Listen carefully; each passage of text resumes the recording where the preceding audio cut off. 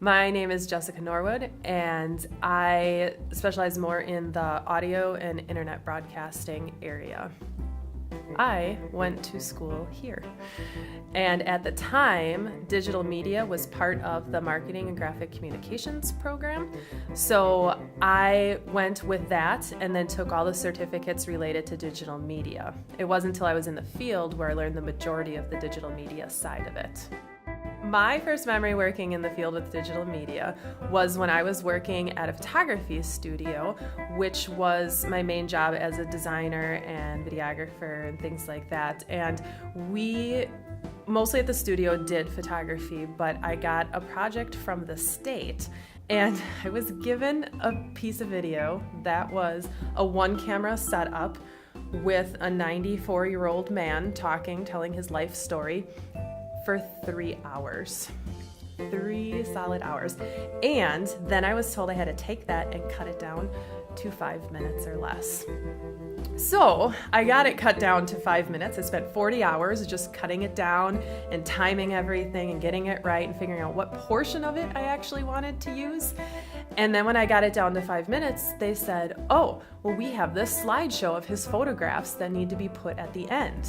The slideshow was 2.5 minutes. So I had to cut my 3 hours to 5 minutes and then down to 2.5 minutes and make it look good. And the slideshow was not pretty at the end. So it was a very interesting task and interesting experience to attempt this video. But it worked, it was successful, it was great. Apparently I made his whole family cry, so I did something right.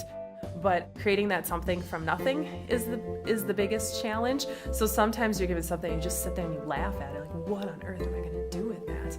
And I've done that many times where I just sit there and I'm like, there's nothing. I have nothing for this. And then somehow it clicks and then I can make it up. I still have my own business in mainly photography, but I also will do wedding videography to go with it.